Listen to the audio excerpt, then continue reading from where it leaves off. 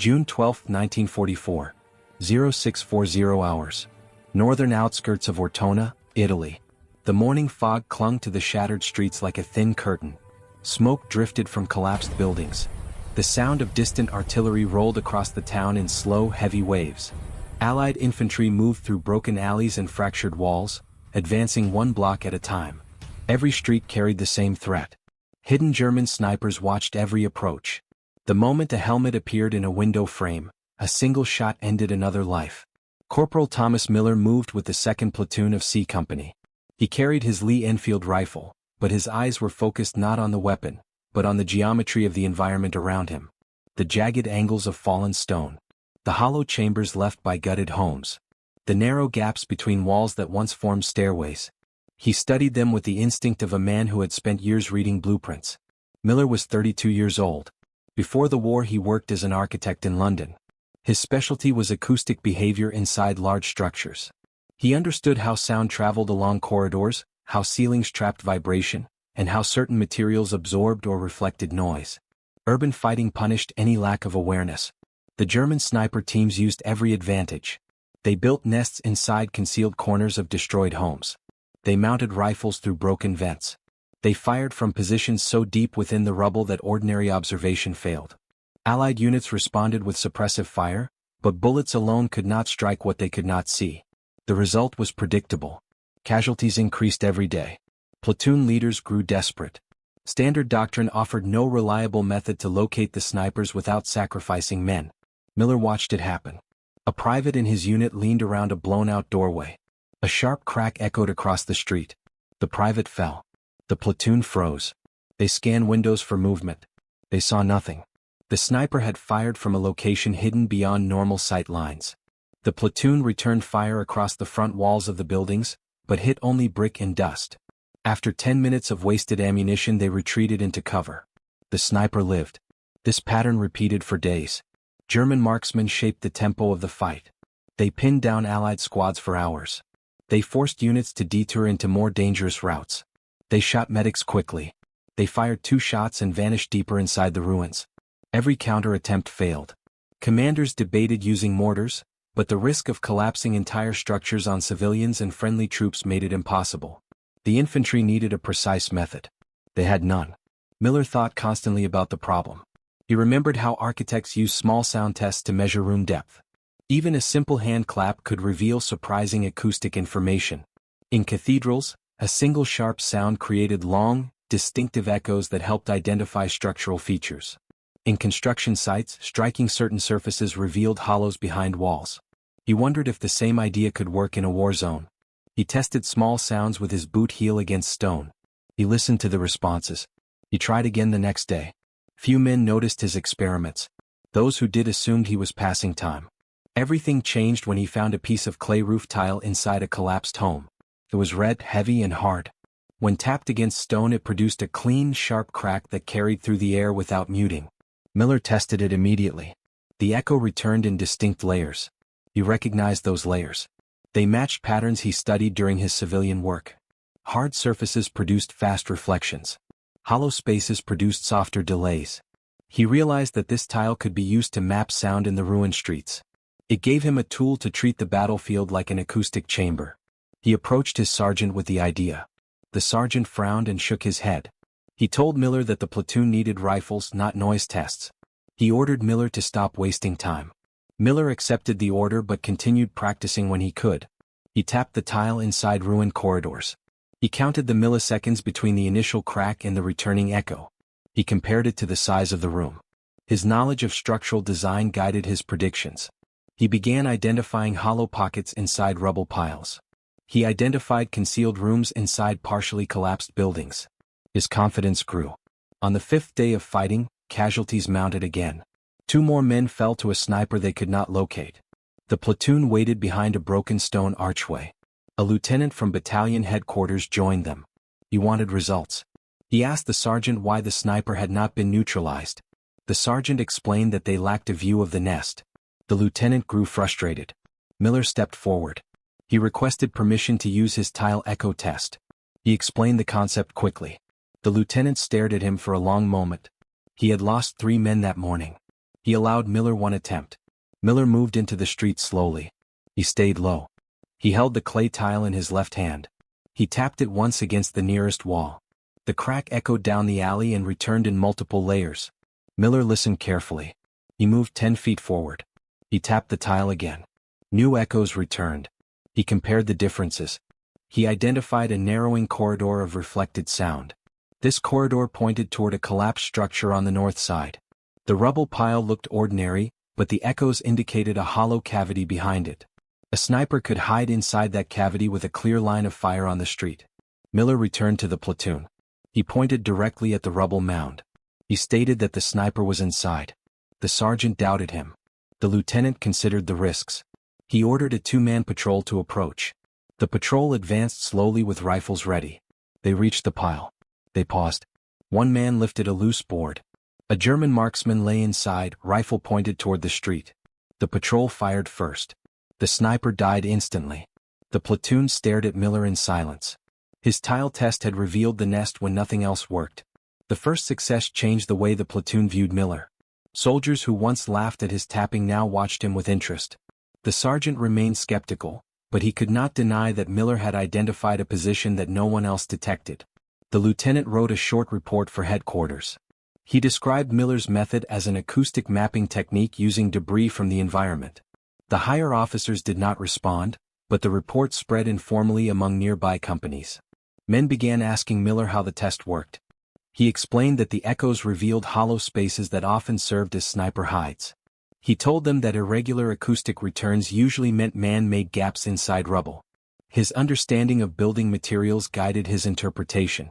The next day brought a harder challenge. A sniper had taken position deeper inside the town.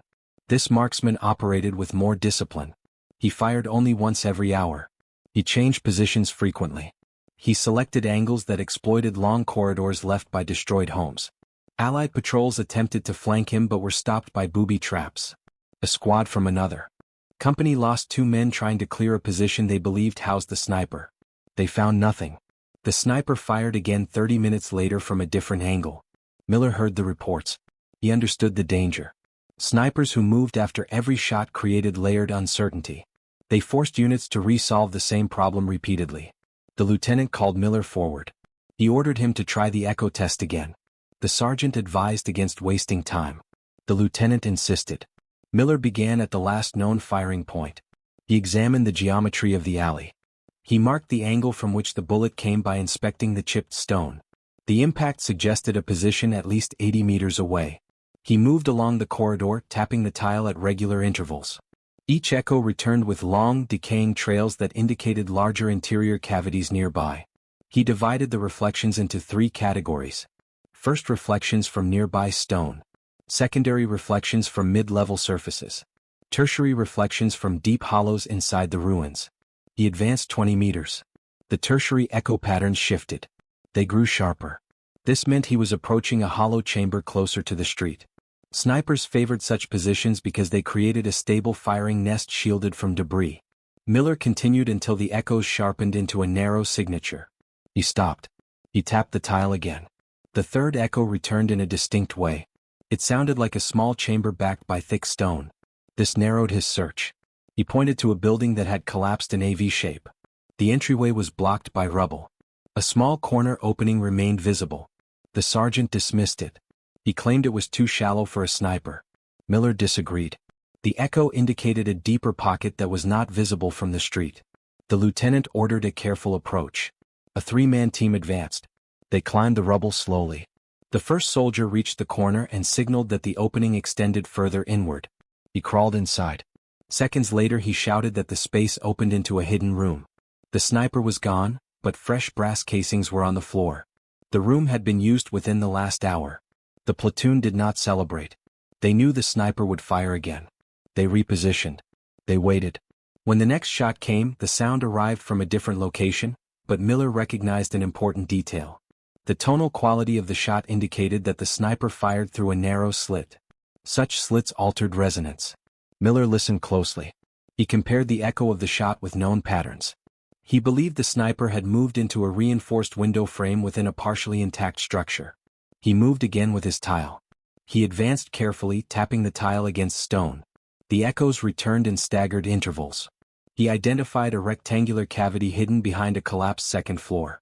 He directed the lieutenant toward a specific angle where the cavity opened toward the street. A machine gun team set up a low firing angle. They waited. Miller used the tile to trigger a small echo inside the alley. The sound bounced and reached the sniper's position. The sniper reacted by adjusting his rifle slightly. That movement exposed a sliver of metal through the dust. The machine gun team opened fire. Their rounds penetrated the slit. The firing stopped. The platoon confirmed the kill minutes later. Word of the success spread. Soldiers began calling the method the clay tile test. Miller disliked the name, but he accepted it. He kept refining his technique. He learned that softer taps revealed minute cavities. Harder taps revealed large hollow chambers. When used in sequence, the taps allowed him to map complex structures quickly. By the third week of fighting, Miller's reputation reached battalion headquarters. A major visited the platoon. He brought 2 intelligence officers. They asked Miller to demonstrate the method. He did so inside a ruined church. He tapped the tile against a pillar. The echoes revealed a hollow space behind a collapsed arch. One officer entered the space and confirmed it. The major nodded. He stated that urban terrain demanded new ideas. He approved limited use of Miller's tests. The order spread quietly. The next major battle tested Miller's skill more than anything before. German snipers established a 3-position kill zone inside a dense block near the old municipal hall. They used interlocking fields of fire. They forced Allied units into dead ends. They pinned down 2 squads for more than an hour. Attempts to flank failed. The snipers used tunnels created by collapsed floors to move unseen. Miller entered the block with the lieutenant and 6 riflemen. He knelt near a broken wall and tapped the tile. The echo returned with chaotic layers. This meant the structure had multiple interconnected cavities. It would be difficult. He moved forward anyway. He conducted 3 taps from 3 angles. He analyzed the differences. He predicted that the first sniper lay inside a hollow chamber formed by a collapsed interior staircase. He guided the riflemen toward it. They found the nest. It was empty, but fresh tracks showed that the sniper had moved minutes earlier. Miller continued deeper. He tapped again. The echo revealed a second cavity on the left flank. He sent 2 riflemen to flank it. They found another nest. Also empty. The snipers were staying ahead of him. He pressed forward. He tapped again. The echoes shifted sharply. This told him that one cavity was not empty. Occupied cavities produced dampened tertiary reflections because bodies absorbed sound. He listened twice to confirm. The signature matched a small hollow space located beneath a pile of broken beams. He pointed at the beams. The lieutenant ordered a grenadier forward. The grenadier placed an explosive charge. The blast opened the cavity. A German sniper stumbled out, disoriented. The rifleman fired instantly. Miller never celebrated. He moved toward the remaining echo patterns. He believed at least 2 more snipers remained. Miller moved into the next corridor with the lieutenant close behind him. The block was a maze of half-standing rooms, collapsed floors, and unstable beams. Every sound mattered. A single misstep could trigger a fall. He paused near a cracked stone pillar. He tapped the tile lightly. The echo returned in 2 layers. The first was sharp and immediate. The second was soft and delayed. This meant there was a chamber behind the wall, but it was partially filled with debris. A filled chamber could still hide a sniper, but the acoustic pattern would be irregular. He advanced and tapped again at a different angle. This time the secondary echo carried a faint distortion. That distortion indicated airflow. Sniper hides often required small vents to avoid suffocation during long periods of waiting. Miller focused on that detail. He shifted 5 meters to the right and tapped again. The distortion grew stronger. He pointed to a jagged opening in a broken second floor. The lieutenant nodded and sent a 2-man team to climb up. The team reached the opening. They looked inside. They whispered that the chamber extended deeper than expected. Before they could proceed, a shot came from the far end. It hit the stone near their boots. They dropped back. The sniper retreated deeper into the space. Miller reacted immediately. He repositioned. He tapped the tile twice. In rapid succession. The echoes returned with a new signature, indicating the depth of the chamber and the angle of the vent. A grenadier moved into position and tossed a grenade into the opening. The explosion shook the structure. Dust filled the air. The team entered again and confirmed the kill. This left the 3rd sniper. He had not fired during the last engagement. He was likely the most patient and disciplined. The lieutenant knew this sniper would be the most dangerous. Skilled marksmen waited for moments when units felt safe. They struck during transitions when soldiers lowered their guard. The lieutenant ordered the men to stay low and stay silent. Miller tapped the tile near the entrance of the next corridor. The echo returned muddled. Too many collapsed surfaces interfered with the reflection. He needed a cleaner angle. He moved slowly to a corner and tapped again. The echo improved. He identified two distinct cavities. One cavity was shallow and irregular. The other was deep, stable, and reinforced. Snipers preferred reinforced cavities because they allowed steady shots and better cover. He continued mapping. He tapped along the corner, adjusting his angle each time. He calculated distances using the timing of the echoes. He determined that the deep cavity lay beneath a slab that had once been the floor of a laundry room. The slab had fallen at an angle, creating a natural roof. This cavity had a firing line that could target the main hallway. If the sniper waited until the platoon advanced, he would have a perfect shot. Miller warned the lieutenant. The lieutenant considered retreating, but the unit behind them needed to clear the block. Waiting would give the sniper time to escape or reposition. They had to act. Miller advanced slowly. He tapped the tile at the edge of the slab. The echo returned with the signature he expected from an occupied space. The tertiary echo came back weak and warm. Human bodies absorbed high-frequency sound.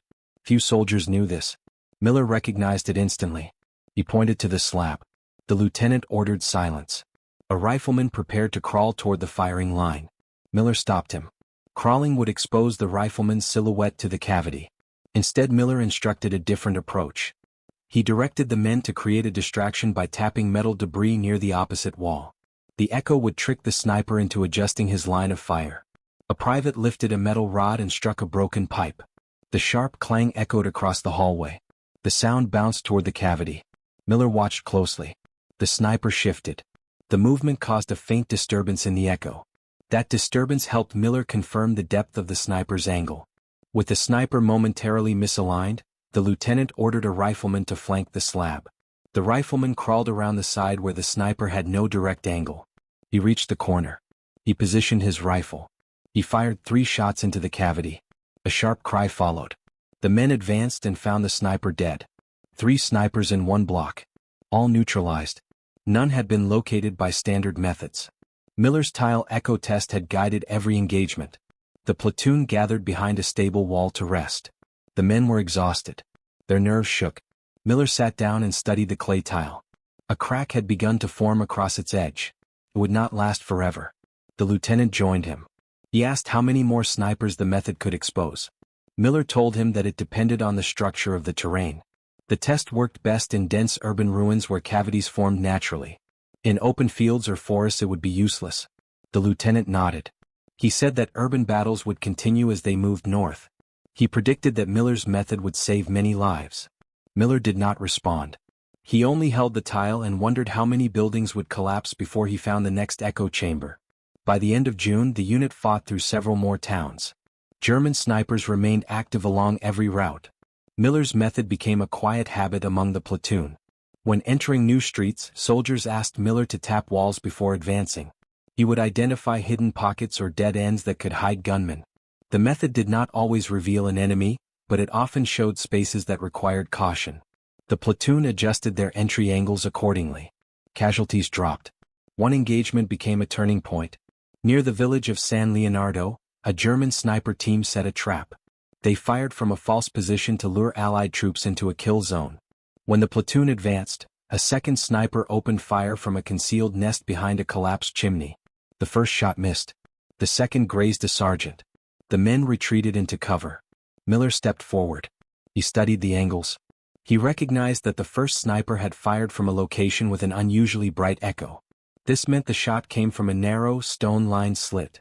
The second shot carried a dampened echo. This meant the bullet passed through a partially enclosed wooden chamber. 2 different nests. 2 different acoustic signatures. He moved toward the first location. He tapped the tile near a broken archway. The echo returned fast. He identified a narrow vertical cavity behind the stone. A marksman climbed the rubble, positioned his rifle, and fired through the slit. The sniper fell back instantly. Then they moved to the second nest. Miller tapped the tile near the base of the chimney. The echo returned in a soft pattern. He identified a wooden chamber behind a sheet of fallen plaster. A single grenade ended the threat. The platoon began calling Miller the Echo Man. Miller disliked the attention. He only focused on saving lives. He spent nights reviewing the acoustic behavior of each building. He practiced taps with different objects: stone fragments, metal plates, wood scraps. Nothing matched the clarity of the clay tile. The war intensified. The rubble grew thicker. The echoes grew harder to read. Miller adapted. He developed a sequence of tap rhythms that allowed him to isolate deeper cavities. The tile cracked further. He braced it with cloth to keep it from breaking entirely. He knew it would fail eventually, but he hoped it would last until the end of the campaign. The next major engagement came in early July. The unit approached a dense district that had once been a residential quarter. The houses were built close together, separated by narrow walkways. After weeks of shelling, most structures had collapsed into layered piles of stone, tile, wood, and steel. These layers created deep acoustic pockets. German snipers exploited them. They built nests behind multiple barriers. They fired from angles that confused even experienced observers. The first sign of danger came when a forward scout fell from a single shot fired from an unseen position. The platoon froze. The lieutenant ordered everyone into cover. The echoes from the rifle shot bounced across the district. The sound mixed with overlapping reflections. Miller listened carefully. He separated the echoes one by one. He determined that the sniper fired from a cavity inside a partially intact home with a collapsed roof. The cavity had a wide angle of fire. Miller moved toward the structure. He tapped the tile. The echo returned long and clean. This indicated a large hollow space. He changed his angle and tapped again. The tertiary echo returned with a weak and distorted pattern. That distortion came from airflow caused by a small opening. Miller identified the likely position. He pointed to a dark cavity behind a broken window frame near the top of the structure. The lieutenant ordered a gunner to position his Bren gun at a low angle. Miller tapped the tile once more to confirm. The echo matched the expected signature. The gunner fired a short burst into the cavity. Dust erupted. A rifle tumbled out. A sniper fell moments later. The threat ended. The platoon advanced into the next street. This one was more dangerous. The Germans had prepared interlinked sniper nests. They created multiple routes inside collapsed buildings. They moved through the ruins using narrow crawl spaces. They used false openings as decoys. Some nests were empty. Others were deadly. Miller knelt near a pile of rubble that had once been a courtyard wall. He tapped the tile. The echo returned strangely dampened. Not from human presence but from something soft. He tapped again. He realized that the cavity behind the rubble was filled with clothing and bedding. The Germans had used them to trap sound. This tactic reduced acoustic signatures and made detection harder. He moved 10 meters to the right and tapped again. The echo cleared slightly. He used his knowledge of acoustic diffusion to estimate the shape of the cavity. He determined that the sniper likely built a chamber with layered cloth to muffle sound while waiting for targets. The sniper probably used a secondary firing hole at an angle opposite the dampened space. Miller checked the angle of incoming fire from earlier. The bullet impact indicated a shot from a high position. He looked up. A small triangular gap in the debris lay above a collapsed beam. He tapped the tile again. The tertiary echo confirmed occupancy. He alerted the lieutenant. A marksman climbed a nearby staircase and positioned himself at an angle that contradicted the sniper's expected line of sight. He fired one shot. The chamber erupted in dust. The platoon found the sniper minutes later. The most difficult challenge of the day came as the platoon approached a narrow passage that fed into a courtyard. Snipers often fired from positions with long secondary reflections. These reflections helped Miller locate them. But this passage produced almost no tertiary echoes. This meant either the rubble was completely solid or the cavities were too small to produce measurable reflections. Both possibilities were dangerous. Miller tapped the tile along the right wall. The echo returned shallow and sharp. No cavity. He moved left. He tapped again. The echo returned slightly longer. He moved 3 steps forward. He tapped again. The echo grew deeper. He repeated the process. With each tap he traced a hidden corridor behind the left wall. The corridor did not appear on any structural map. It was created by collapse, not by design. The Germans likely used it to move between nests. He followed the echo trail until the sound indicated an abrupt widening. A larger chamber existed at the end of the corridor. This chamber could hide 2 or more snipers. The platoon held position. The lieutenant asked Miller for a prediction. Miller estimated that the chamber measured at least 2 meters deep and 3 meters wide based on the timing of the third echo layer. He suggested approaching from a lower angle. He warned that a frontal attack would expose the men immediately. The lieutenant agreed.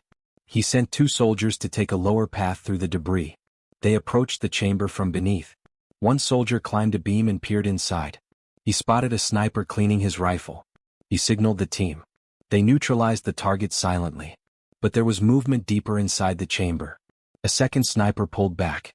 He prepared to fire through a hidden slit. Miller heard the subtle shift of rubble. The echo changed. He tapped the tile. The new echo indicated that the sniper was adjusting to a new angle. Miller shouted a warning. The rifleman ducked. The sniper's shot tore through the dust above him. The lieutenant ordered a coordinated action. One rifleman fired suppressive shots at the front slit.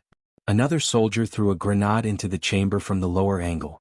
The explosion ended the threat. The platoon crossed into the courtyard. The men breathed easier. The fighting had drained them. Miller studied the district. Every building had become a fracture of angles, hollow pockets, and unstable structures. To most soldiers this was chaos. To Miller, it was a diagram of acoustic information waiting to be decoded. During a brief pause, a captain from headquarters approached. He carried a notepad. He requested an explanation of Miller's methods. He asked how the tile tapping identified sniper nests. Miller explained the basics. He described primary echoes and their speed.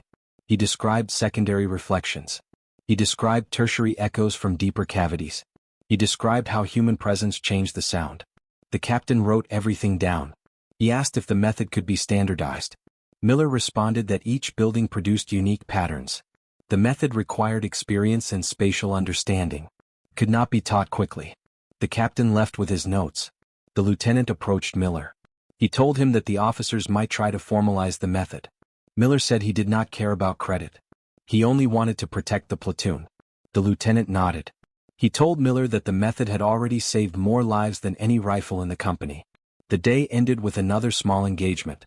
A lone sniper fired a single shot from a pile of debris. The platoon dropped into cover.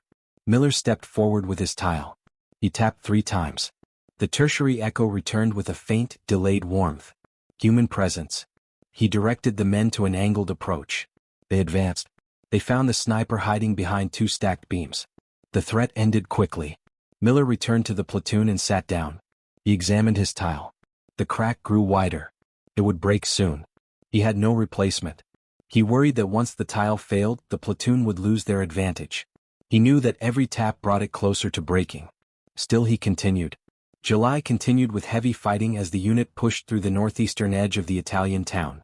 Each block became a test of patience, awareness, and survival. German sniper teams adapted. They changed their nest designs. They created deeper chambers with multiple internal walls to confuse sound. Some added metal sheets or broken doors to distort echoes. Miller studied each new tactic. He learned how metal shifted resonance. He learned how fabric absorbed sound. He learned how layered wood created false tertiary echoes. He refined his method with each threat. One morning the platoon advanced toward a long avenue lined with the remains of residential buildings. A sniper fired from somewhere along the avenue. The shot struck a corporal in the leg. The men scattered into cover. Miller tapped the tile against a doorway. The echo returned in 3 layers. All 3 were distorted. This meant the entire structure ahead had been modified. The sniper wanted his acoustic signature hidden. Miller moved down the avenue, tapping at 5-meter intervals. Each echo came back blurred. The sniper had created a broad area of deception. Miller recognized that the sniper used multiple obstacles to scatter sound. This tactic made detection harder. Most soldiers believed the sniper was somewhere along the right side of the avenue. Miller listened to the bullet's impact. The sound pattern indicated a left angle. He moved toward the collapsed entrance of a house that had once been 2 stories tall. He tapped again. A faint tertiary echo returned. It carried a soft warmth. Human presence. He confirmed it with another tap. The lieutenant ordered 2 riflemen to take the higher flank while the rest provided covering fire. The rifleman climbed the debris, approached from above, and spotted a small opening hidden behind a broken sink. A sniper crouched inside. The rifleman fired and secured the nest. As they advanced, the platoon encountered a new danger. German marksmen began setting double-chamber traps. A small cavity would sit in front of a deeper chamber. The front cavity was empty. The second cavity held the sniper. When soldiers focused on the front echo, the sniper fired from behind. 2 Allied soldiers died before the pattern was understood. Miller studied the double-chamber layout. He tapped the tile near the first cavity. The echo pattern was uniform. He tapped again at a different angle. The tertiary echo returned faintly. This indicated a deeper chamber. He explained the pattern to the platoon. They approached the second cavity from above. They eliminated the sniper without further losses. The men thanked Miller. They trusted his ear more than any map. The next week brought the most complex challenge yet. The platoon entered an industrial block containing remnants of a workshop. Machinery lay scattered across the floor. Compressed metal parts created dense acoustic barriers. Snipers hid behind them. One shot struck a private in the shoulder. Chaos followed. The men dove behind machines and broken carts. Miller tapped the tile on a thick metal panel. The echo returned sharply but scattered. Metal reflected sound unpredictably. He shifted to a concrete column. The echo returned clean. He used this anchor point to build a new acoustic map. He tapped again. He identified a pocket behind a large lathe. He pointed. A rifleman approached and found an empty chamber. The sniper had already moved. Miller tapped further along the wall. The echo grew deeper. He recognized a large cavity behind the machinery. The cavity formed a natural firing platform. He warned the platoon. Before they advanced, a shot came from inside the cavity. The bullet struck a machine, sending sparks across the floor. The platoon returned fire. Miller waited for silence. He tapped twice. The tertiary echo returned warm and slow. The sniper was still inside. Miller guided a grenadier to a narrow flank route. The grenadier reached the side of the machine and tossed a grenade into the cavity. The explosion ended the threat. The fight grew more intense. Snipers coordinated across multiple chambers. Some shifted positions every 5 minutes. Others used scrap metal to mask their sound. Miller kept tapping. He studied each reflection. He adjusted his interpretations. His tile cracked further. A small piece chipped off. He wrapped the tile in cloth to preserve it. One afternoon the platoon approached a long corridor formed by 2 collapsed buildings leaning against each other. A sniper watched this corridor. His shot killed a private instantly. The platoon froze. The lieutenant considered falling back. Miller stepped forward. He tapped the tile against the left wall. The echo returned shallow. No cavity. He tapped the right wall. The echo returned long and deep. A chamber existed behind the debris. Miller moved forward. He tapped again. The echo returned with irregular warmth.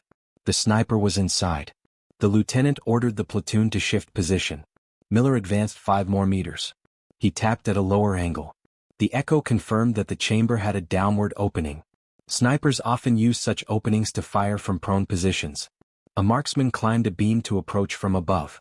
He positioned his rifle. He fired once into the opening. The sniper cried out. The team secured the chamber moments later.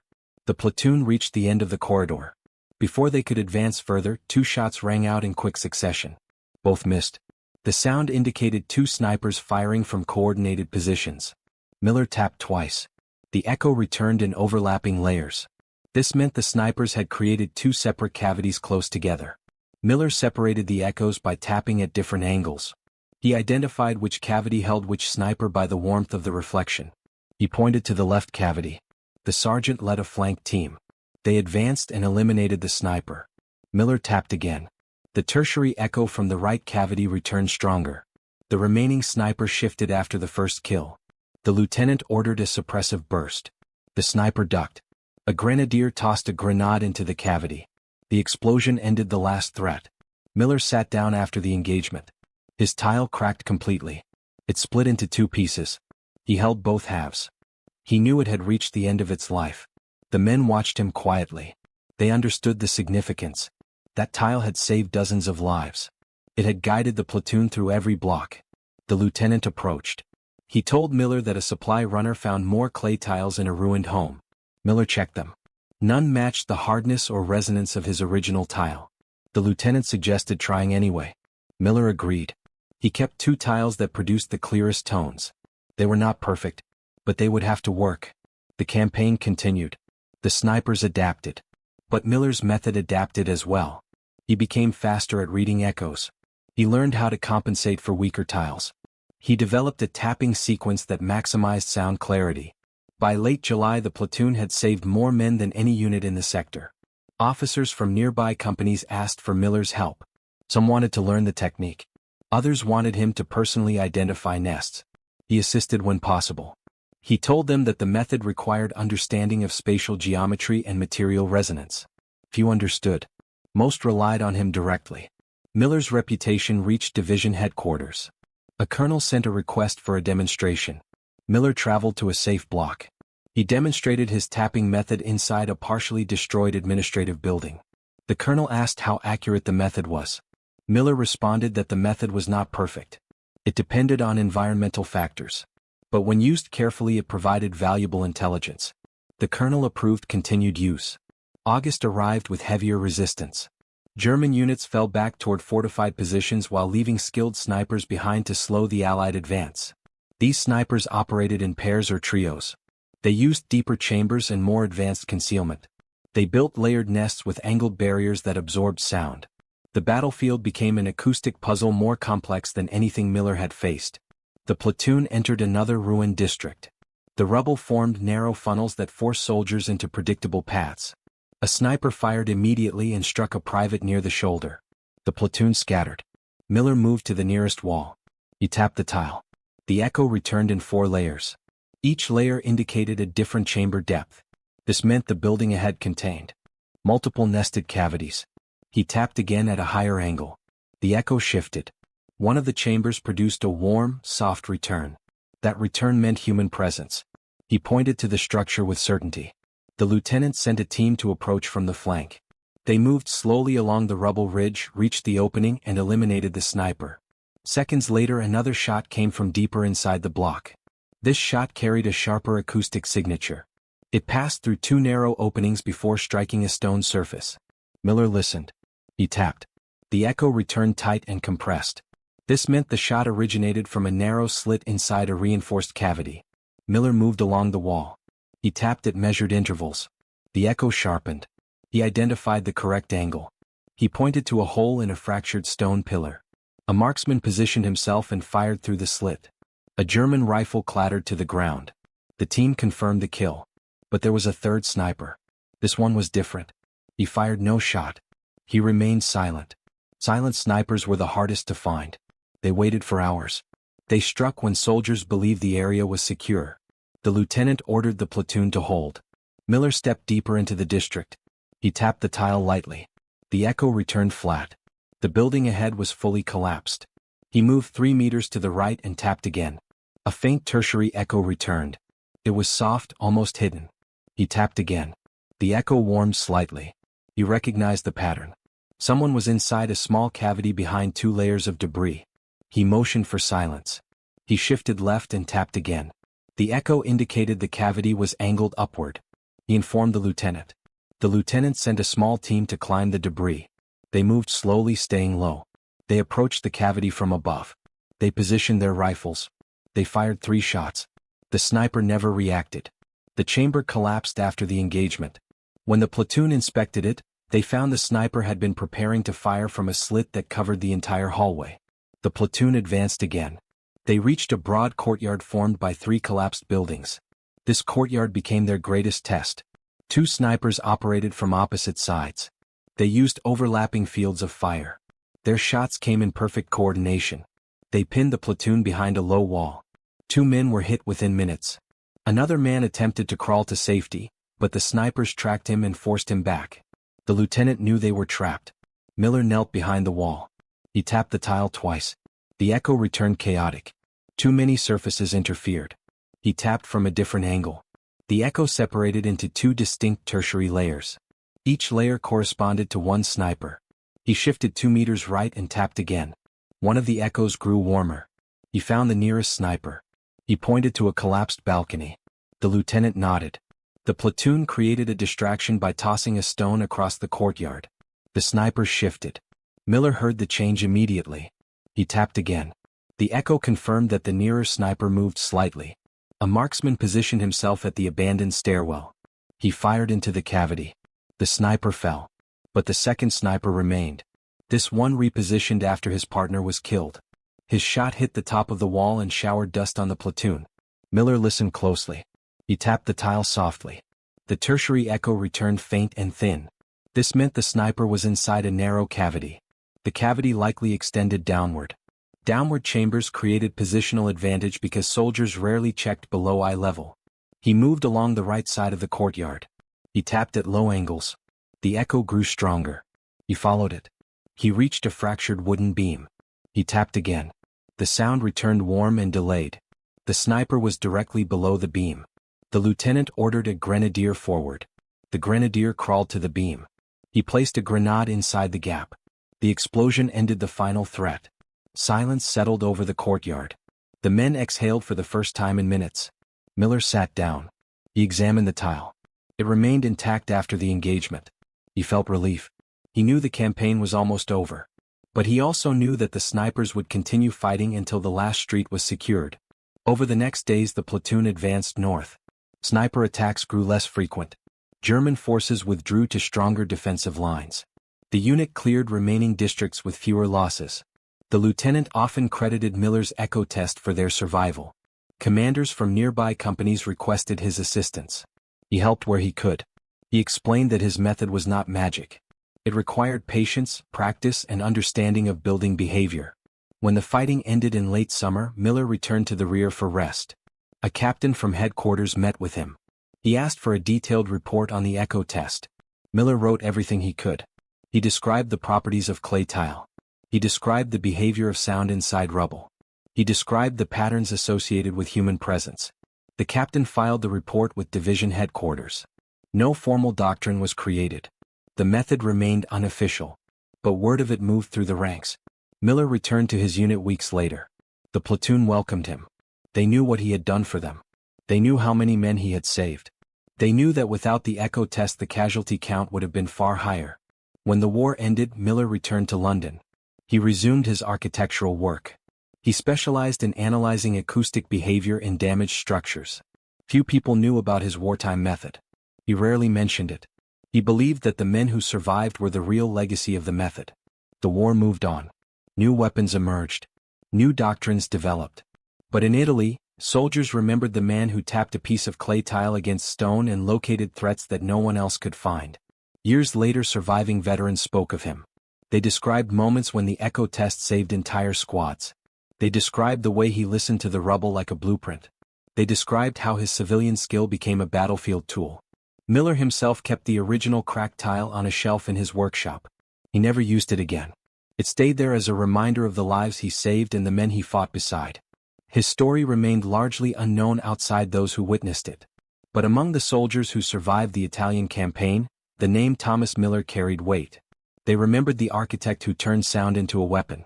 They remembered the echo test that found hidden snipers when nothing else could. They remembered the quiet man who walked through shattered streets with a broken tile in his hand and listened for the faintest reflections of danger.